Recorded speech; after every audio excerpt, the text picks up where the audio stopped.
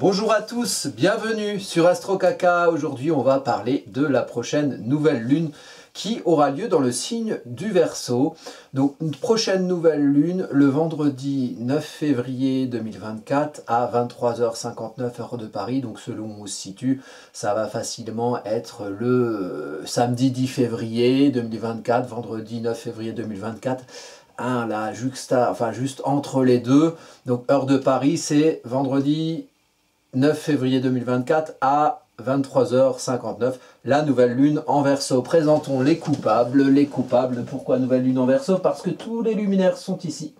Donc il y a une conjonction du soleil et de la lune, le soleil qui éclaire en plein jour, la lune qui éclaire dans notre nuit. Donc la nuit en astrologie, c'est le symbole des émotions, c'est le symbole de ce qu'il y a en nous, de ce qui se construit en termes émotionnels en nous.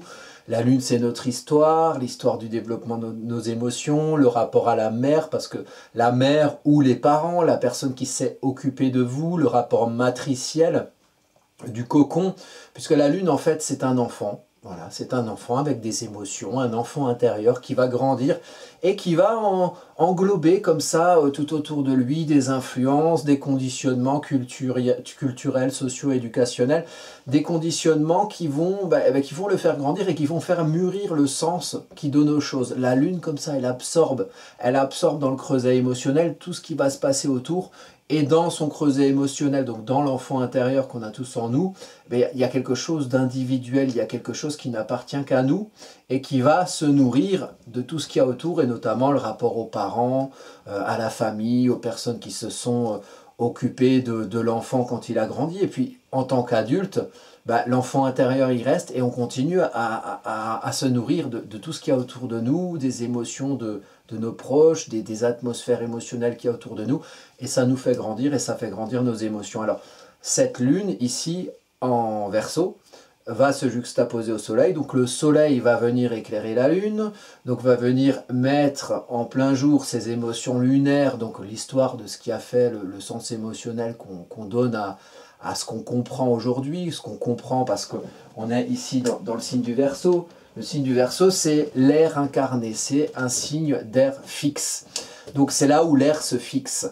C'est un signe social qui voit le tout comme une somme d'individualité. Donc il y a une personne A, une personne B, une personne C, une personne D. Ok, tout ce petit monde cohabite et communique et interagit. Très bien, c'est une structure d'interaction existante. Puis après, vous arrivez vous. Voilà, vous êtes ni A, ni B, ni C, ni D, vous êtes E. Voilà, vous êtes E, très bien, bonjour E, bonjour A, bonjour B. Bon, vous allez communiquer à chacun, hein, très bien, vous allez interagir avec chacun, mais vous allez quelque part vous inscrire dans un monde où tout le monde interagit entre eux. Chacun interagit entre eux, et ça c'est existant, vous ne l'avez pas inventé, c'est la partie saturnienne du Verseau.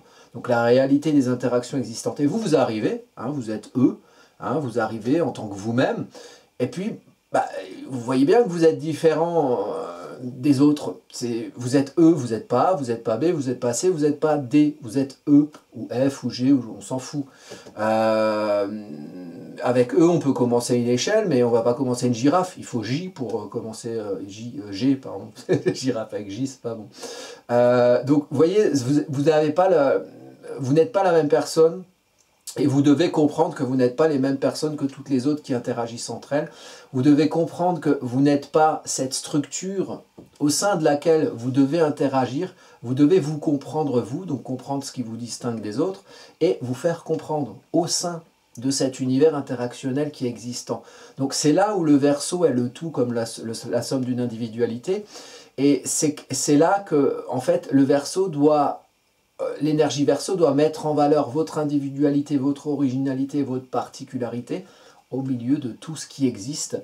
Et chacun de ces A, B, C ou D va faire le même travail et va devoir se comprendre en tant que lui-même et en tant que lui-même qui interagit avec le tout autour. Donc on est dans l'air fixe, on est dans l'air incarné. En élément R, ça peut être intéressant de contextualiser ça. Ce qui commence l'air, c'est la balance. Donc c'est l'air où on est à la rencontre, donc c'est, je sais pas moi, A qui rencontre B, ok, bonjour, bonjour monsieur, bonjour madame, tiens moi, je suis A, mais tiens, tu es B, tu es quelqu'un d'autre, tu es aussi ton toi à toi, Et alors, comment on interagit entre nous? C'est le signe du nous, hein, la balance. C'est ce qui démarre l'élément R. Hein. On est deux, on est face à face, on est duel, on est binaire. En Verseau, ces interactions, A qui rencontre B, B qui rencontre C, et C qui rencontre D, enfin tout ça, ça se mêle. Il y a un ensemble social qui se fait ici. Et c'est une toile. C'est pour ça, par exemple, que le Verseau analogique à la maison 11, et la maison 11, c'est le domaine du Verseau, donc le domaine des interactions sociales, des réseaux de communication, des réseaux sociaux, par exemple, c'est très Verseau. Là où on est sur YouTube, vous voyez, plein de gens qui interagissent, et puis il y en a qui ouvrent leur gueule comme moi, et qui montrent un petit peu leur manière d'être eux-mêmes, en expliquant, en éclairant quelque chose d'eux. Parce que le Verseau, c'est aussi en lien avec le Lion. Le Verseau, c'est la conscience d'être, et le Lion, c'est la confiance à montrer ce qu'on est. Et pour avoir confiance à montrer ce qu'on est, en ayant quelque chose d'intéressant à montrer pour que les autres regardent, parce que rien n'est plus triste pour un lion que si personne ne le regarde, mais si personne ne le regarde, c'est qu'il n'a peut-être pas quelque chose d'intéressant à montrer. Donc pour montrer pour comprendre ce qu'il a d'intéressant à montrer, il faut qu'il aille dans le Verseau. La conscience d'être individuelle parmi tout le reste. Et donc ici, le soleil éclaire l'enjeu émotionnel. À vous comprendre, vous, dans votre individualité, tout en comprenant l'autour et en comprenant comment faire valoir ce que vous êtes vous au sein de l'autour. Ça, c'est important de le souligner dans une nouvelle lune en Verseau. Donc le vendredi 9 février à 23h59, précise heure de Paris, donc vendredi 29 février 2024, on a cet éclairage à son point de paroxysme, là, le moment où ça éclaire le plus vivement. Voilà. Le soleil en plein jour éclaire la lune, donc un éclairage émotionnel de l'enjeu Verseau. Où ça? En maison 4. La maison 4, c'est le domaine du cocon, c'est le domaine du foyer. C'est le domaine des origines, d'où on vient. Dans quel endroit, finalement, avec la lune, on a construit ce qu'on ressent, ce qui fait sens, notre émotionnel. Comment on a construit notre individuation, notre conscience individuelle. Quelle a été l'histoire du fait qu'on se comprenne nous-mêmes en tant que personne individuelle qui va s'inscrire dans un tout social. Mais comment on fait la distinction entre nous et ce tout social? Ça va être important. C'est une mise en lumière de ce qui est séparant entre qui on est nous et qu'est-ce qu'il y a autour de nous et qu'est-ce qu'il y a eu autour de nous en termes de personnes, parents, frères et sœurs, dans notre cocon d'origine, et qu'est-ce qu'il y a aujourd'hui dans notre cocon construit en tant qu'adulte. Est-ce qu'on a des enfants? Est-ce qu'on a des gens qui habitent chez nous? Est-ce qu'on a un chat, un chien? Est-ce qu'il y a des gens qui passent dans notre maison, à l'intérieur de notre maison, dans l'intime émotionnel de notre foyer, de notre cocon, de notre QG? Ça, c'est quelque chose qui est mis en lumière. Donc, tous les luminaires éclairent le domaine de la famille, du cocon, d'où on en est en tant que nous-mêmes, chez nous. Alors, la nouvelle lune ici, elle va avoir des maîtrises, puisque c'est le Verseau, maîtrise de Saturne, qui se trouve là, et maîtrise d'Uranus, qui se trouve ici.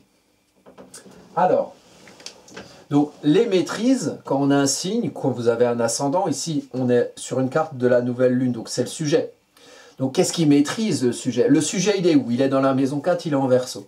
Mais qu'est-ce qui maîtrise ce sujet? Deux parties pour le Verseau, la partie réalité concrète, Saturne, et la partie mise en avant de qui on est, de sa personnalité, de son individualité, Uranus. Partie concrète, Saturne. Bon.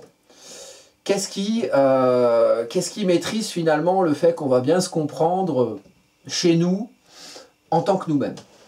Saturne en maison 5. On est en maison 5, justement, la maison de l'affirmation de soi. En maison 5, on sort du cocon. On sort des influences avec lesquelles on a grandi et qui constituent qui on est, mais on s'affirme et on se montre en tant qu'individu. C'est analogique au signe du lion. Donc c'est peut-être ici la structure saturnienne. Donc construire, Saturne en poisson, c'est construire à l'aune du sens qu'on donne aux choses. C'est-à-dire qu'il y a le côté concret saturnien, une réalité concrète, structuré, rigoureux, méthodique, on anticipe les embûches éventuelles, voilà, Saturne, c'est le froid de l'hiver, donc le froid de l'hiver, en hiver, on fait pas n'importe quoi. Hein, on sort pas tout nu dans les bois, voilà, on prépare les choses. Quand on veut gravir une montagne, bon, bah, on met les petites chaussures qui vont bien. Hein. Si on va pieds nus, tout nus pour aller gravir l'Everest, bon, on va peut-être pas revenir. Donc l'idée, c'est de revenir et de durer dans le temps avec Saturne. Donc on se prépare. Mais mettre à l'aune du concret au nom d'un sens. Poisson, neptunien, au nom d'une croyance, d'espoir, d'aspiration. Donc, il s'agit finalement, pour se comprendre chez nous et nous distinguer, peut-être même dans notre histoire, dans nos origines, comprendre comment on est devenu ce qu'on est devenu et comment on en est arrivé à faire la distinction entre qui on est et toutes les personnes autour, tous les conditionnements autour, bah, c'est peut-être ici, et c'est l'éclairage qui est mis sur cette période de nouvelle lune, donc du 9 février à 14 jours après, ce qui va nous amener, on va en parler à peu près au 23, 24 février, donc sur cette période-là. Cette carte régit cette période, les énergies que je décris régissent cette période-là, qui va être importante, et je vais vous contextualiser tout ça. Donc, pour éclairer, pour distinguer qui on est, comprendre qui on est, mettre en avant sa conscience individuelle dans le chez nous, dans notre QG, bah, il faut comprendre comment, finalement, on met en avant, on met en lumière ce qu'on veut construire et qui fait sens. Donc, pour comprendre le sens de ce qu'on veut construire en tant qu'individualité, il faut comprendre son histoire. C'est ça que ça dit. Il faut comprendre qu'est-ce qui a fait qu'on en est arrivé là. Quelles influences dans le cocon ont pu générer le fait qu'on ait envie de construire telle ou telle chose et comment on a pu se penser en tant qu'individu pour se libérer de certaines de ces influences et faire quelque chose qui nous ressemble à nous, quelque chose qui représente notre conscience individuelle dans une envie de construire. Voilà. En tant qu'individualité, maison 5.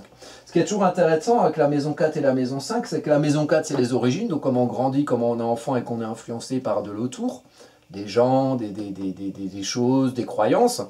Comment on devient adulte en maison 5, on se sort du cocon, on devient adulte, et comment on reconstruit une maison 4, mais en tant qu'adulte. Donc il y a le passage maison 4, maison 5, maison 4. Ici qui est souligné par la maîtrise de Saturne, qui n'est pas loin de la maison 4. Donc, il s'agit de construire quelque chose auquel on croit, qui soit le fruit d'une histoire, mais qui quelque part s'en libère aussi. Et qui fait que l'individu devient autre chose que la photocopie du cocon, et des origines, et d'où on vient. Donc là, moi je vois vraiment quelque chose où il faut se poser la question des influences. Il faut se poser la question de qui on est par rapport à nos influences, qu'est-ce qu'on garde pas, et comment on construit quelque chose qui a du sens en tant qu'individu. Première chose. Deuxième maîtrise, Uranus ici, qui va être, donc il est à 19 degrés, il va être en maison 7, et puis il n'est pas loin de Jupiter, hein, Jupiter qui se rapproche.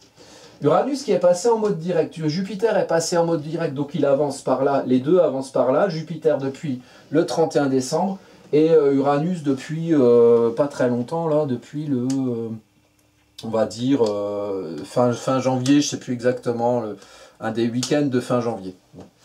27 janvier, quelque chose comme ça, à vue de pied, à une vache près. Donc, j'aurais pu faire une vidéo là-dessus, mais je ne l'ai pas faite et c'est trop tard. Par contre, j'ai fait une vidéo, je vous la mettrai en lien, sur Jupiter qui passe en mode direct depuis le 31 décembre. Et Jupiter qui passe en mode direct, c'est Jupiter qui se rapproche d'Uranus, et les deux ils vont arriver ensemble le 21 avril 2024, dans cette fameuse conjonction Jupiter-Uranus, hein, qui sont ensemble en taureau. Et c'est drôle d'ailleurs, parce que bon, il y a d'autres astrologues qui en parlent et ils ont bien raison. C'est drôle qu'en France, on a une révolte des agriculteurs au moment où Pluton passe en Verseau. Donc Pluton qui est passé en Verseau, il est où le Pluton? Il est là. Pluton qui est passé en Verseau le 20 janvier. Et aux alentours de cette date, on a une révolte des agriculteurs qui va peut-être éventuellement durer. L'agriculture, si vous voulez, c'est taureau. Hein, c'est la terre qu'on travaille, c'est le signe de l'agriculture, le taureau. Hein. La terre, l'environnement, le printemps, la nature, tout ça. Bon. Uranus, c'est le rebelle, c'est la révolte. Et Jupiter, qui se rapproche d'Uranus, c'est l'accentuation, hein, l'effet loupe, l'exagération même, l'exacerbation de la révolte dans la Terre, donc on est complètement dans le sujet. C'est marrant, moi ça me rappelle, vous pouvez regarder sur les évolutions astrologiques, comme on a eu Saturne qui est rentré en Poisson en mars 2023, ben, Saturne c'est le temps long, donc la vieillesse, donc la retraite. Ben, quand Saturne est passé en Poisson, on a eu toutes les manifestations sur la réforme des retraites. C'est marrant comme ça se juxtapose bien. Et donc peut-être que ce côté révolte des agriculteurs, il ne va pas partir tout de suite et peut-être qu'il va être un point paroxystique au moment d'avril 2024, on verra bien. Donc, pour revenir à nos moutons, Uranus ici va maîtriser aussi la mise en lumière de qui on est dans notre environnement immédiat, émotionnel et dans notre histoire.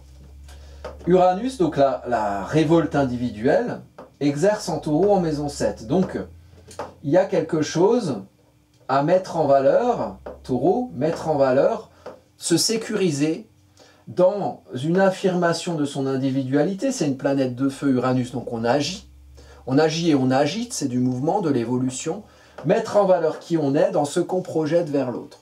Et se sécuriser, Taureau, dans un mouvement uranien, dans un mouvement qui nous amène à mettre en valeur notre originalité, notre individualité. Donc il y a quelque chose où on doit comprendre qui on est et on doit le diffuser et on doit se sécuriser dans sa sensation de légitimité, de se sentir valable à diffuser cette individualité. Et donc il y a quelque chose qui va le mettre en lumière. Alors qu'est-ce qui chez vous, éventuellement dans cette période de nouvelle lune, entre le 9 février 2024 et on va dire le 23 février ou le 24 février 2024 jusqu'à ce qu'il y ait la pleine lune, la prochaine pleine lune, peut-être qu'il y a des choses dans votre chez vous qui vont mettre en valeur le fait que finalement vous vous distinguiez de ce qu'il y a autour de vous. Et il y a peut-être une mise en lumière de certaines choses où vous auriez envie de faire différemment. Vous auriez envie de mettre en valeur votre originalité. Vous auriez envie de diffuser quelque chose qui fasse sens, construire du sens Saturne en Poisson, pour diffuser de vous quelque chose d'uranien, d'original, d'individuel, et vous sentir finalement en sécurité dans le fait de le diffuser. Parce que vous avez compris de chez vous qui vous êtes, et du coup, bah ouais, mais c'est une bonne idée, tiens, je vais le diffuser, et je vais faire valoir qui je suis au grand jour. Voilà. Il y a quelque chose de très individuel à montrer. Donc qu'est-ce que vous avez? Alors les questions à se poser là, c'est qu'est-ce que vous êtes d'original? Qu'est-ce que vous ne faites pas de la même manière que les autres autour de vous? Comment vous avez construit votre conscience individuelle? Et puis quelque part, comment vous avez construit votre conscience individuelle? Et au nom de cette conscience individuelle, qu'est-ce que vous avez envie, le souhait, l'espoir, Poisson, le sens, de construire Saturne? Qu'est-ce que vous avez envie de construire? Avec quel concret Saturne et quel sens Poisson vous souhaitez vous affirmer? Qu'est-ce que vous avez envie de montrer de vous? Et comment vous réussissez à vous sécuriser dans le fait de le diffuser et de diffuser dans le même temps ce que vous êtes vous? Et peut-être un peu de secouer le cocotier avec Uranus en Taureau. Hein, c'est toujours le Taureau, c'est le paradigme. Hein, on est toujours voilà, on aime bien brouter son herbe. Et puis Uranus, il vient foutre le vent de la tempête, piquer le cul du Taureau qui est obligé d'aller voir dans le champ d'à côté si l'herbe est plus verte.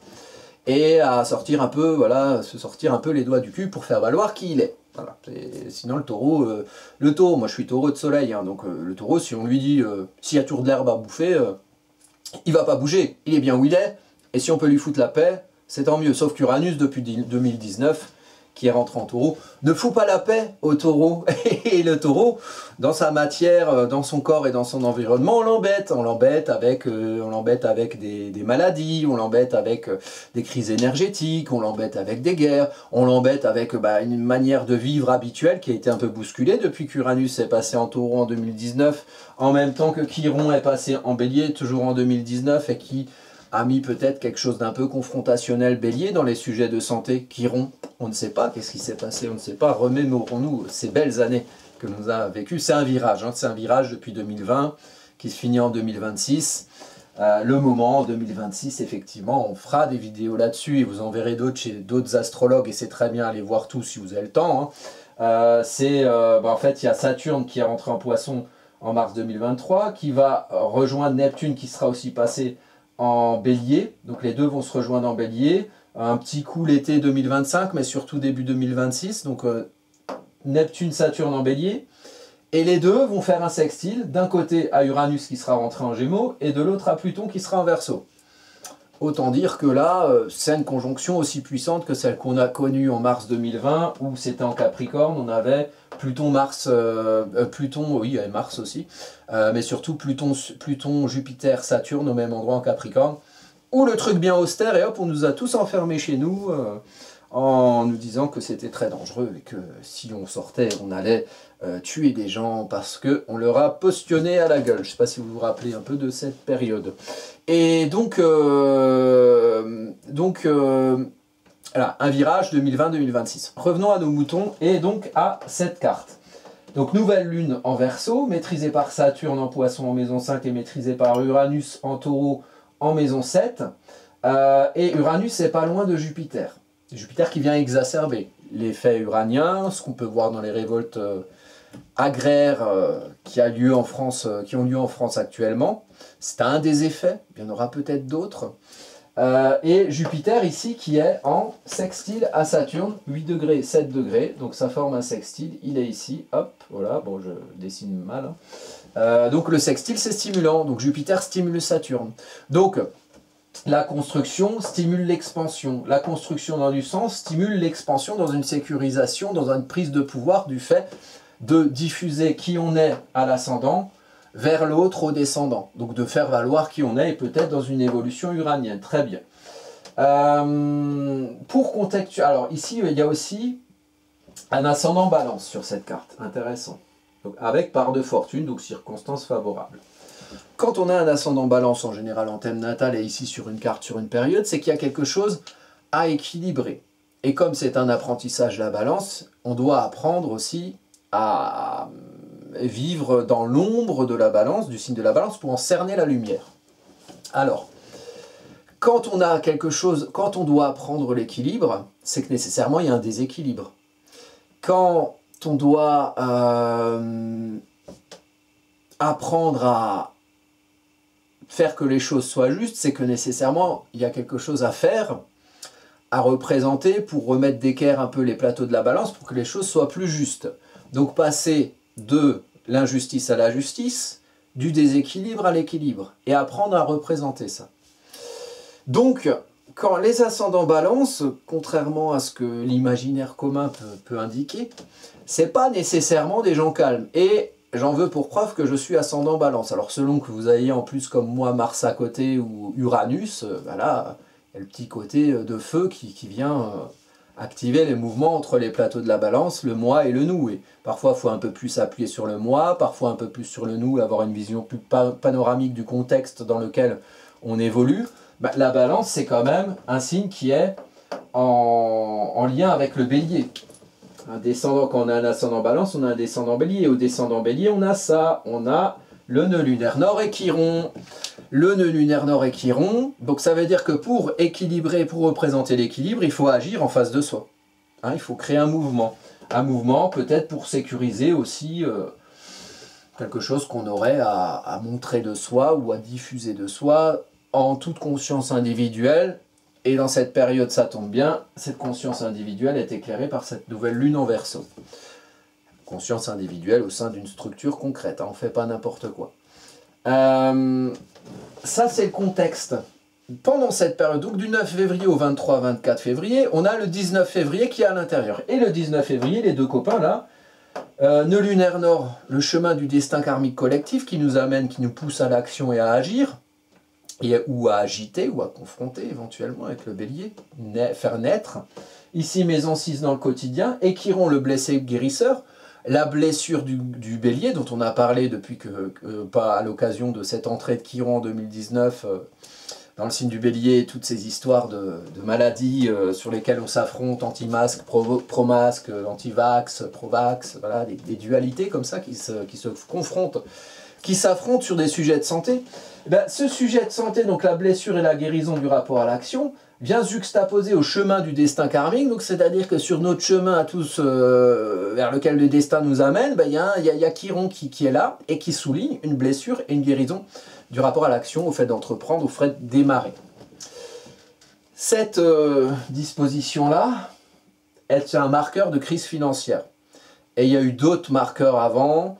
Je vous la fais courte. En mars 2023, on a eu une banque qui s'est effondrée, qui est la Silicon Valley Bank. On en a parlé un petit peu, puis après on est passé à autre chose. Quand cette banque s'est effondrée, le jour même, on a eu une conjonction Jupiter, Vesta. Où est-ce qu'il est Vesta? Je ne le trouve pas, Vesta. Il est où? Il a disparu. Vesta a disparu. Mon Dieu, retrouvez. Ah, il est là. Donc Vesta, Chiron et Jupiter étaient ensemble dans le signe du Bélier. En 1929, pour les férus d'histoire, on a eu un petit krach boursier, même un gros, hein, qui a plus ou moins généré la Seconde Guerre mondiale, Hitler, les nazis, tout ça, enfin bref. Quelques mois avant, le jeudi noir, le krach d'octobre 1929 à Wall Street, il y a eu cette conjonction-là, Vesta, Chiron et Jupiter. On a eu, et au krach de Wall Street, on a eu ces deux qui se sont rejoints, avec la même conjonction Vesta-Jupiter-Chiron quelques mois avant. Il se trouve que quelques mois avant, ce 19 février, où on a cette conjonction-là qui marque certaines crises financières, en 2008, à la crise des subprimes, il y avait la même. Il y avait Chiron de lunaire nord, pas dans le même signe, je crois que c'était en Verseau, mais on avait aussi ça, donc c'est un potentiel. Hein, c'est pas à chaque fois qu'il y a eu ça qu'il y a eu une crise financière, mais il se trouve que le marqueur qu'il y a eu avant à la crise de 1929, il a été présent en mars 2023. Et que ce jour-là, il y a une banque qui s'est effondrée, la Silicon Valley Bank, un truc qui a de l'influence économique, la Silicon Valley, là, les Google, les machins, bon. En plus, avec un Pluton en Verseau qui vient un peu dézinguer tout le côté réseaux sociaux, manière d'interagir entre nous, bon. Je dis ça, on verra bien, mais là, on est quand même dans la période. Je reste persuadé que la crise financière, elle est déjà là. Mais qu'en fait, elle sera effective quand on l'aura vue. Alors moi, je suis oiseau de mauvais augure, je suis en train de vous le dire. Ne retirez pas votre argent des banques, surtout pas. C'est comme quand les gens ils vont tous à la station-service, quand il y a des crises, des crises du baril du pétrole ou des prix d'essence qui augmentent. Ben en fait, moi je pense que la crise financière se révélera quand tous les gens ils ont commencé à se dire, à plus faire confiance en la valeur de la monnaie, par exemple, vous voyez. Donc bon, bref, faites ce que vous voulez. Moi, genre, voilà. Des fois, c'est bien de remettre des choses, un peu des valeurs, des confiances à l'aune d'une réalité concrète aussi. Et Pluton, bah, peut-être qu'il va venir transformer nos rapports des uns aux autres, mais c'est aussi les réseaux, les flux financiers éventuellement, avec Pluton, la plutocratie, le pouvoir financier sous la surface, enfin bon. Donc, voilà, pour vous dire la petite histoire, un marqueur de crise financière qui arrive sous l'égide de cette nouvelle lune. Donc, ça fait partie du contexte. Après, j'ai noté 2-3 choses aussi. Oui, vous voyez ici, on a une figure iode qui est intéressante. Alors, quand on me demande pourquoi je laisse tous les traits là, c'est vrai que ça fait bordélique. Mais si je laisse tous les traits, il y a aussi une autre raison, c'est que en fait, on voit si je mets pas tous les traits, on n'a pas les aspects quinconces ici, les verts. Et donc on ne voit pas les figures iodes, elles sont méga intéressantes, donc je les garde quand même. Je suis désolé si ça paraît pas clair, mais pour moi c'est plus clair de le laisser que de l'enlever. Donc ici on a cette figure iode qui pointe à Junon, le lien aux autres, comment on fonctionne avec les autres. En Vierge, la forme. La Vierge c'est la forme qui justifie le fond Poisson. Là, le Poisson c'est les croyances, les espérances, et la forme Vierge c'est comment on l'organise, comment on le canalise, comment on canalise les émotions, comment on en fait quelque chose de concret. Et ici, avec Junon, c'est l'astre qui correspond aux attaches, aux unions. Attention, les attaches, ça peut être des menottes, hein, mourir d'amour enchaîné, comme dirait ce cher Johnny, je crois. Donc, du coup, les attaches, les liens aux autres, le couple éventuellement. Donc, qu'est-ce qu'on fait avec les autres? Il y a un lien ici, quinconce, rangé par rangé, entre cette nouvelle lune, Junon, et de l'autre côté, cette conjonction-là. Et cette conjonction-là qui marque une éventuelle crise financière, en tout cas le côté bélier, où dans le quotidien on doit agir, on doit faire valoir son idée. Pour fonctionner avec les autres, enfin, faire valoir son idée, avoir envie d'être actif, comprendre qui on est, c'est quelque chose qui se lie à notre fonctionnement avec les autres, notamment au niveau social, puisqu'on est en maison 11, le domaine du Verseau, où se trouve cette nouvelle lune. Donc les interactions et le fait de s'entendre ou de pas s'entendre, de fonctionner ou de pas fonctionner avec l'autre, c'est quelque chose qui va être mis en lumière dans cette nouvelle lune. Le guide, c'est comprendre qui vous êtes parmi les autres, comprendre comment les autres ils fonctionnent entre eux, que chacun est une individualité comme vous et comment faire valoir avec eux votre individualité à vous. J'espère que cette phrase sera bien comprise. J'ai répondu à quelqu'un qui s'était foutu de ma gueule avec ça, mais ça m'a fait marrer. Regardez sur YouTube, il y a un mec, enfin c'est Groland, c'est Gustave de Kervern, il fait un truc qui s'appelle Crésus Johnson. Et il y en a un, la vidéo c'est la crise de la quarantaine. Elle me fait dérailler cette vidéo parce que honnêtement quand je parle comme ça, elle me fait un peu penser à moi. Et ça me permet d'être un peu en autodérision, et pourquoi pas. Mais c'est vachement drôle. Enfin, moi, j'ai trouvé ça drôle, quoi, voilà. Donc, du coup, une forte... si vous voulez, ce qui peut se passer dans le contexte, ça peut faire que...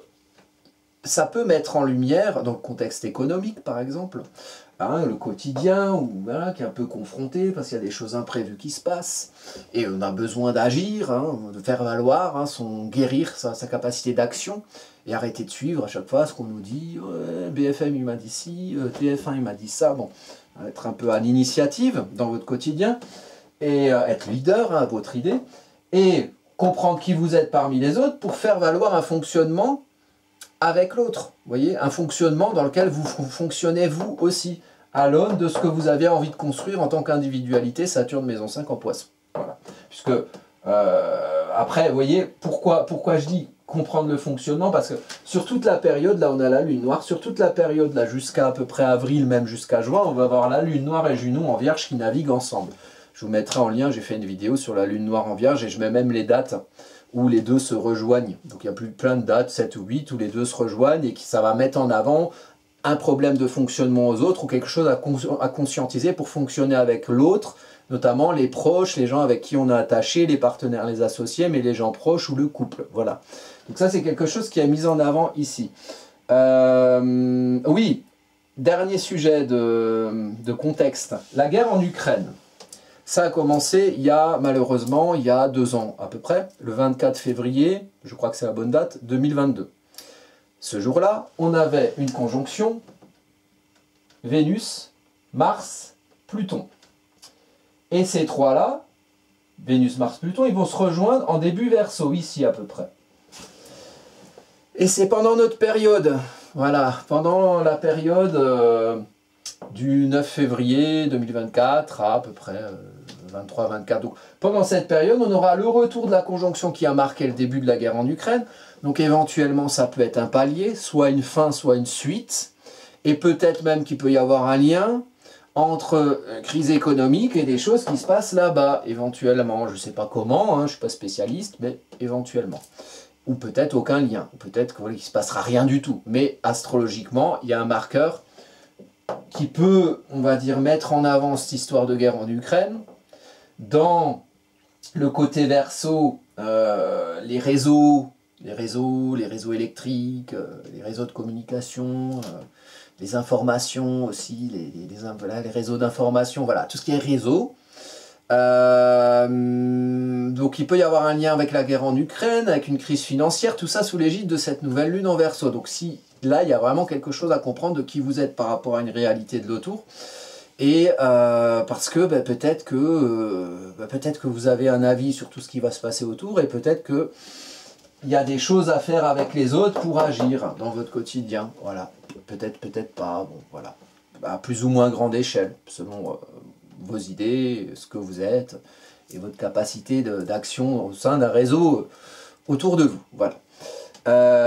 Ça fait mec qui appelle à la résistance un peu, je me rends compte, c'était pas le but, mais bon, prenez-le comme vous voulez. Donc du coup, on est quand même sur une période assez musclée. Alors une dernière chose, je regarde les aspects que j'ai notés, donc carré Mars ascendant, carré de rupture Capricorne Balance. Alors je vais vous le montrer, j'essaie de vous remettre bien mes trucs. Alors, Mars, il est là, à 27 degrés, ok. Il est en Capricorne. Mars, il est en carré avec l'ascendant. Tac, tac, tac, tac. Les carrés, Balance, Capricorne, je les appelle les carrés de rupture. Cherchez pas, il n'y a que moi qui dis ça. Parce que souvent, quand on a ça par exemple dans son thème natal, c'est vrai qu'il y a des moments de vie où on est amené à se séparer, voilà, de personnes, d'un coup qu'on ne voit plus. Parce que c'est, moi j'explique ça parce que c'est le carré de la gouvernance froide, hein, de l'hiver Capricorne, la structure, on ne fait pas n'importe quoi, on construit droit les choses, machin. Et le signe vénusien de l'équilibre des rapports aux autres. Et quand il y a un carré entre les deux, ça veut dire qu'il y a une gouvernance froide qui vient décider ou gouverner de certains équilibres, et puis quand on n'est pas bien dans la structure, eh ben on peut dégager. Voilà, c'est un carré de rupture. Ici, il y a l'ascendant balance, s'équilibrer avec les autres. Alors, c'est pas forcément négatif, des fois il y a des gens ou des considérations ou des équilibres relationnels qui nous enferment. Et on dit, bah, moi je gouverne, je saisis mon gouvernail, Coco dans ma barque, tu es juste en train de clouer des petits clous au fond de ma barque et on va couler à cause de toi parce que t'es pas gentil de mettre des clous au fond de ma barque et de faire des petits trous. On va en rester là, voilà, parce que j'ai envie quand même de préserver ma barque. T'avais qu'à faire autre chose que de faire des petits trous dedans. Donc, je vais te débarquer quelque part et voilà, je ne te dirai pas qu'on finira bons amis, mais en tout cas, on fera notre chemin, chacun de notre côté, en toute bienveillance, bien évidemment.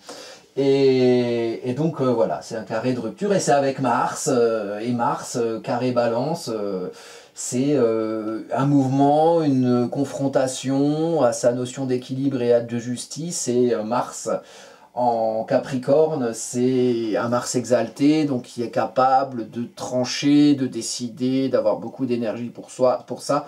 Et parfois, le défaut de ce Mars, c'est qu'il peut être un peu déconnecté du sens. Et agir comme un tank, hein, qui va tout droit sur son chemin, en haut de sa montagne, sans trop vérifier qu'il va écraser 2-3 chèvres au passage ou 2-3 marmottes. Et côté comme ça, Mars Capricorne, donc après, si vous avez ça en thème natal, bien évidemment, vous regardez ce que vous avez en signe d'eau pour un peu tempérer, ou en signe d'air pour un peu prendre du recul sur cette belle énergie pour agir, mais parfois on peut un peu aller, un peu avoir l'effet tank. Donc voilà, il peut y avoir des ruptures peut-être avec certaines considérations. Et comme il y a beaucoup de choses dans le contexte qui se passent, et ben voilà, je me dis peut-être que voilà, il se passera des choses qui vont un peu trancher et rééquilibrer de manière assez sèche. Voilà, hein, c'est la belle période, on va bien s'amuser, ça va être sympa. Donc voilà, nouvelle lune en Verseau, donc mettez dans votre conscience finalement l'enjeu émotionnel à comprendre qui vous êtes, peut-être en vous départissant de certains éléments du commun qui ne sont pas vous, et peut-être qu'en étant plus au clair avec vous-même, vous saurez vous adapter à d'éventuels mouvements qui pourraient opérer dans le contexte commun, social, Verseau. Voilà, écoutez, je vais vous laisser là, hein. Si vous voulez me faire un petit coucou en commentaire ou m'éclairer de vos lanternes ou que moi je vous éclaire des miennes, n'hésitez pas, hein, c'est fait pour ça. Site astrocaca.fr si vous souhaitez aller plus loin, faire votre thème ou quelque chose comme ça, vos transits ou autre chose, hein. Voilà, je suis astrologue, donc je me mets à votre service. Et puis voilà, je vous souhaite une belle période Verseau. L'hiver, là c'est le dernier mois un peu d'hiver, là après on rentre en poisson, on commence presque on prépare le printemps, donc ça c'est bien aussi, hein, faut être positif, de toute façon ce qui arrive arrive, et on ne peut que avoir le pouvoir d'être soi-même, de comprendre qui on est, et puis de faire au mieux avec la meilleure bonne volonté du monde, par rapport au pouvoir que nous confèrent nos petits bras, voilà. Et puis des fois, on peut s'associer à d'autres, et puis il y a plein de bras, et puis on peut faire plus de choses. Ça, c'est le côté Verseau. Voilà, je vous dis à bientôt pour de prochaines vidéos.